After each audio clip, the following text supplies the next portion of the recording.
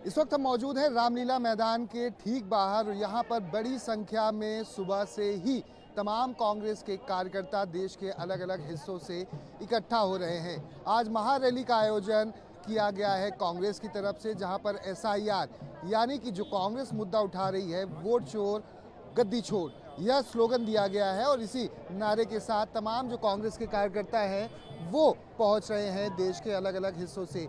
EVM हटाओ, ballot paper लाओ, ये चांदनी चौक कांग्रेस यानी कि दिल्ली से ये तमाम कांग्रेस के कार्यकर्ता हैं जो यहाँ पर पहुंचे हुए हैं। तो वहीं यहाँ पर जो और जो अन्य लोग हैं वो यहाँ पर देखें तो ये महिलाएं आई हुई हैं, असम से आई हुई हैं, अपने असम के पोशाक में आई हुई हैं। आप क्या कहना चाहेंगी, आप कहाँ से हैं, आपका नाम, और ये मुद्दा वाकई आसाम में काम करेगा? जी मैं असम से आई हूँ, मेरा नाम सेपाली मरक है। हम आज हमारा जो रैली है ये वोट चोर गद्दी चोर के लिए हम ये मुद्दा लेके आज महारैली होने के लिए जा रहा है।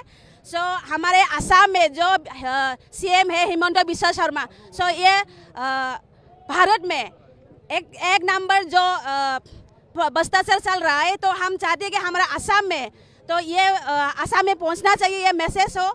हम वही आज जो बीजेपी का जो घोटाला है, जो वोट चोरी करके उन्हें जो गद्दी लिया है, तो वोट चोर गद्दी चोर हम ये महारैली आज करने के जा रही है। आप क्या कहना चाहेंगे? बोलेगा मैडम, होगा मैडम बोलना तो होगा। सर आप दिल्ली से ही हैं, क्या कहेंगे इस मुद्दे को लेकर?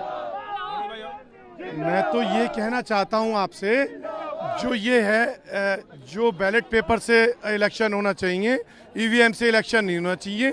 ये जो राजनीति कर रहे हैं बीजेपी वाले, ये गंदी राजनीति कर रहे हैं। जिस दिन भी ये बैलेट पेपर से वो करेंगे तो कांग्रेस सत्ता में आएगी।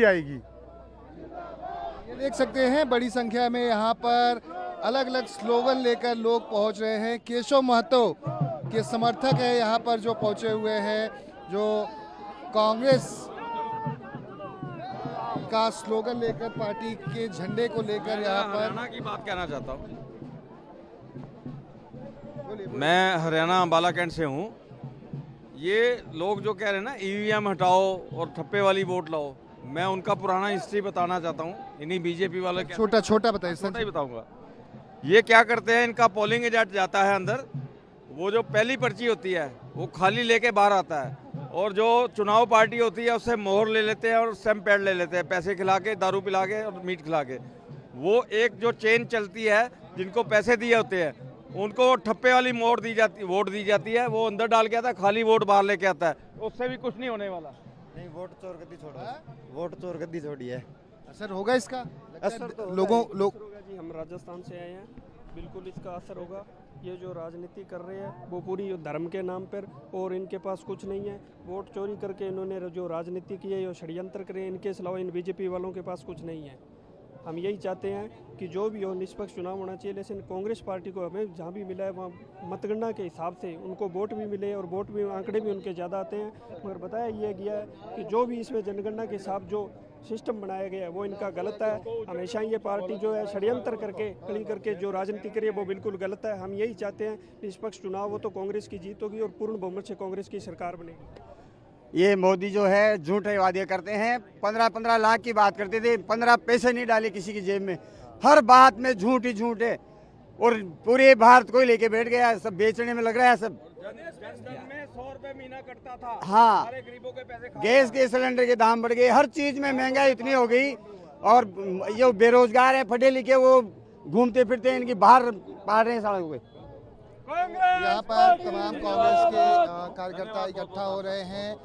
कुछ ही समय में राहुल गांधी यहाँ पर पहुँचेंगे, प्रियंका गांधी, सोनिया गांधी, मल्लिकार्जुन खड़गे समेत तमाम नेता। और राहुल गांधी यहाँ से किस तरह से बीजेपी पर एक बार फिर से निशाना साधते हुए एसआईआर के मुद्दे को, वोट चोर गद्दी छोड़ का जो मुद्दा राहुल गांधी या कांग्रेस ने जो पकड़ा हुआ है, इसका असर आने वाले अलग अलग विधानसभा चुनावों में, चाहे पश्चिम बंगाल हो, चाहे उत्तर प्रदेश हो, चाहे असम हो, कितना फर्क पड़ता है यह देखना बड़ा ही दिलचस्प होगा। कैमरामैन संजय यादव के साथ दीपक दुबे, न्यूज़ 24 दिल्ली।